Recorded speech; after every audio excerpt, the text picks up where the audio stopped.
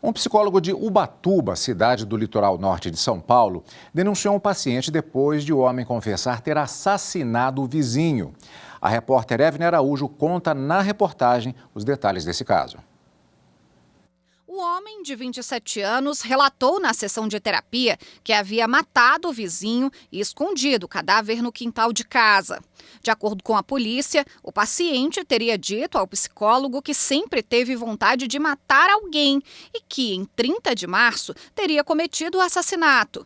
Depois de receber a denúncia, os policiais estiveram no local e encontraram um cadáver com sinais avançados de decomposição. O corpo foi levado ao Instituto Médico Legal, onde vai passar por exames de necrópsia para confirmar a causa da morte e a identidade da vítima.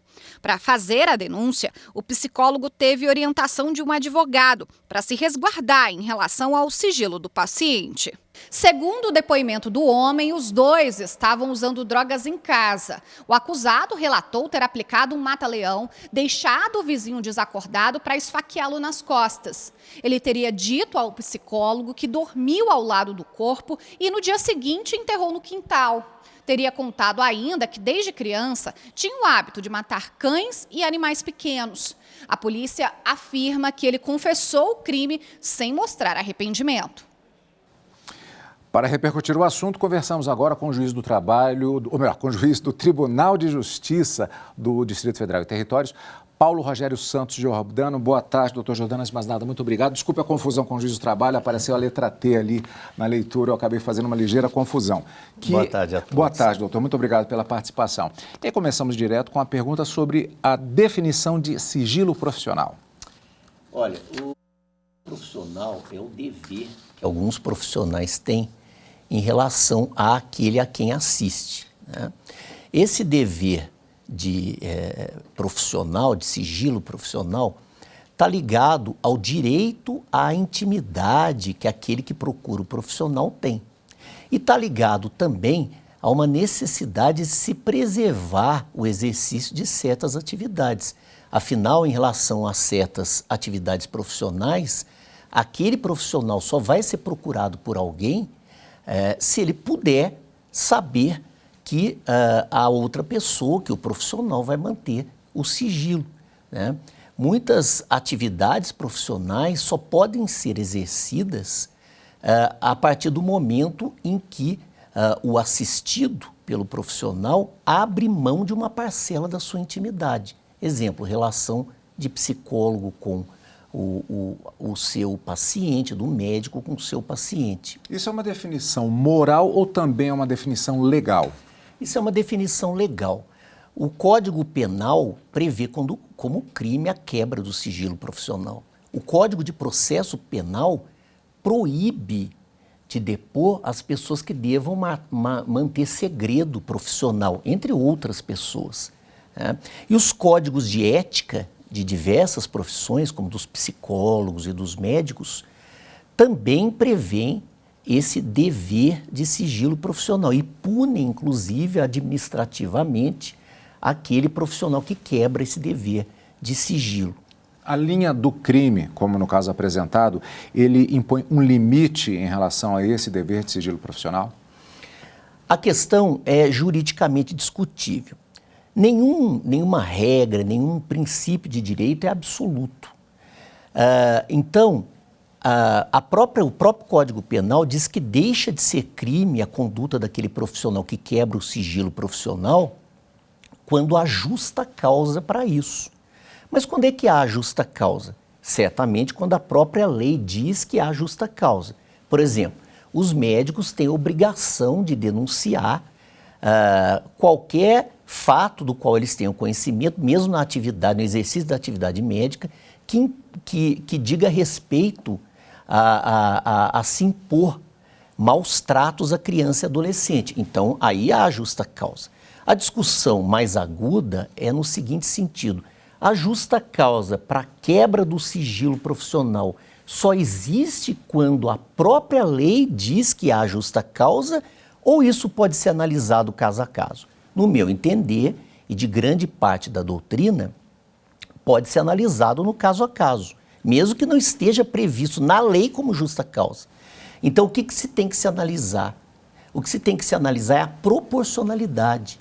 O que está em jogo? Direito de intimidade do paciente, por exemplo, versus qual outro direito? Então, se tiver em jogo o direito à vida, prevalece o direito à vida. Exemplo, um psiquiatra toma conhecimento através de uma consulta com o seu paciente que ele pretende matar alguém. Nesse caso, eu entendo que, mesmo não estando previsto na lei expressamente que aí há uma justa causa para ele violar o sigilo profissional, está presente a justa causa. Porque no sopesamento do direito à intimidade com o direito à vida, deve prevalecer o direito à vida. Então, eu entendo que isso tem que ser analisado caso a caso.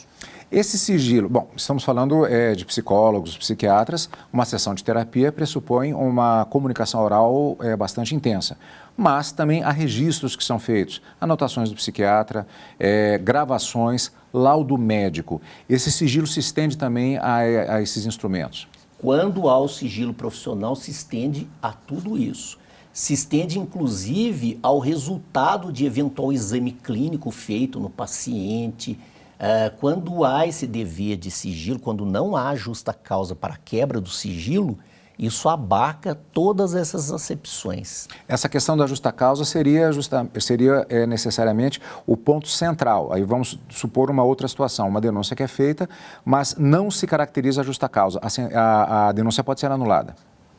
Se não ficar caracterizado, a prova é ilícita. O que é prova ilícita? Prova ilícita é que fere. É aquela prova que fere a lei ou a Constituição Federal. A lei diz que tem que haver sigilo profissional. Se não há justa causa para a quebra do sigilo profissional, a prova é ilícita. Se a prova é ilícita, não só aquela prova produzida, como todas as provas derivadas daquela são ilícitas. A teoria da árvore dos frutos envenenados, Isso, no caso. Mas aqui nós temos que fazer um parêntese.